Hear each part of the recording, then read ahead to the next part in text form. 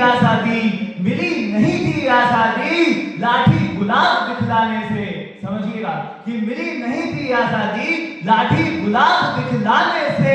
अरे अंग्रेजी हुकूमत कांप उठी थी भगत सिंह मस्ताने से। अंग्रेजी हुकूमत कांप उठी थी भगत सिंह मस्ताने से।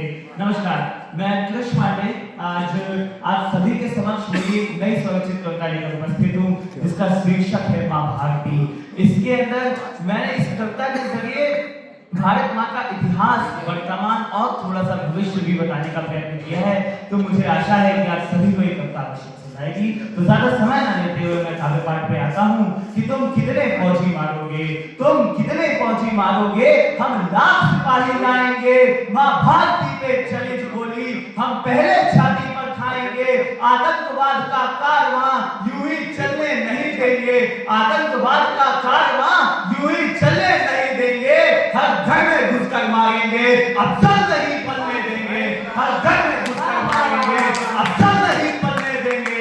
हर घर में घुसकर मारेंगे, अफसर नहीं पलने देंगे। विवेकानंद की यह माटी श्री रामचंद्र की शान है। विवेकानंद की यह माटी श्री रामचंद्र की शान है। मां भारती जिस देश में यह मेरा हिंदुस्तान है। मां भारती जिस देश में यह मेरा हिंदुस्तान है, यह मेरा हिंदुस्तान है। दिल्ली ना अमृतसर में, बहुत बहुत धन्यवाद। दिल्ली ना अमृतसर में अब बम कोई फटने देंगे।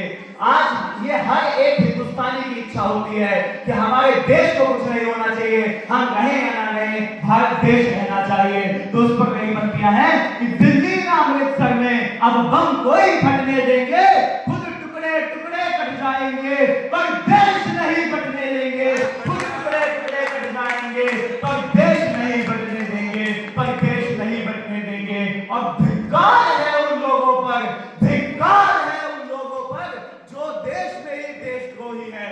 देखिए हमारे देश में कितनी, चाहे चीन हो, पाकिस्तान हो, उनसे तो हमें दिक्कतें है ही हैं, पर साथ के साथ जो हमारे देश के अंदर देशद्रोही बैठे हैं, सबसे बड़ी दिक्कत वो है कि धिक्कार है उन लोगों पर जो देश में ही देशद्रोही है।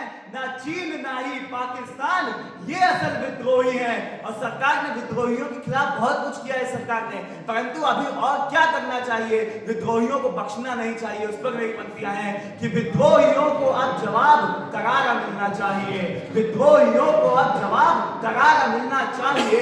विद्रोहियों के खाते हमको कफन सिलना चाहिए। और अगर आपको लगे कि अगली पंक्ति से आप समर्थन रखते हैं, इत्तेफाक रखते हैं, तो ताली बजाइएगा, अन्यथा कोई बात नहीं। कि विद्रोहियों को अब जवाब करारा मिलना चाहिए। विद्रोहियों के खातिर हमको कफन सिलना चाहिए। उनकी राख भी राष्ट्र के बाहर हो, उनकी राख भी राष्ट्र के बाहर हो। हमें ये देशद्रोही स्वीकार नहीं, और मुट्ठी भर जमीन भी नहीं देंगे। दफ्न होने के लिए कह रहा हूं कि मुट्ठी भर जमीन भी नहीं देंगे उनको जिनको मां भारती से प्यार नहीं।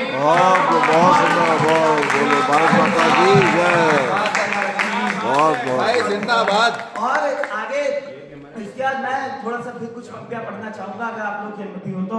मुट्ठी भर जमीन भी नहीं देंगे उनको जिनको मां भारती से प्यार नहीं, जिनको मां भारती से प्यार नहीं।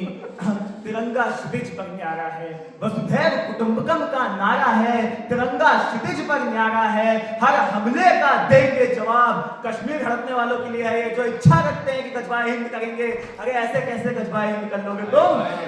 कि वसुधैव कुटुंबकम का नारा है, तिरंगा क्षितिज पर न्यारा है, हर हमले का देंगे जवाब।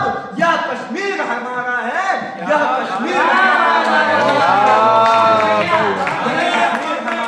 जय और भारत माता की जय।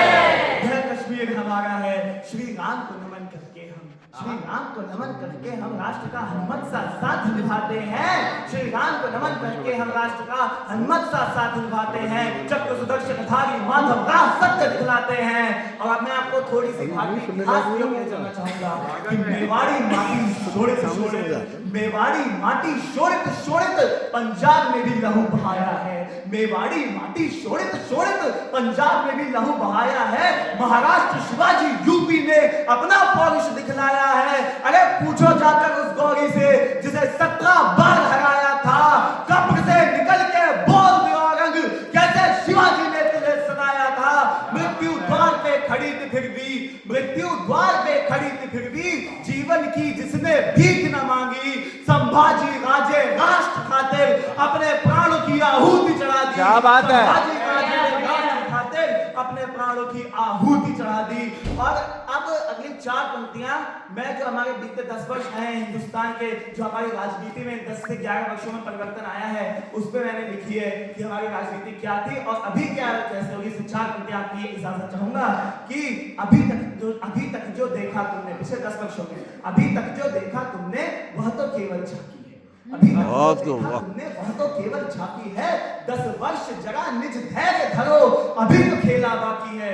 और क्या खेला बाकी है कि जब हिंद का कलंदर मस्त हवा में डोलेगा, कब्र में बैठा अकबर भी तब जय जय भारत मां बोलेगा। अकबर भी तब जय जय भारत मां बोलेगा। और क्यों बोलेगा उसको मैं अंतिम 4 पंक्तियां आपके प्रस्तुत करूंगा। क्यों बोलेगा?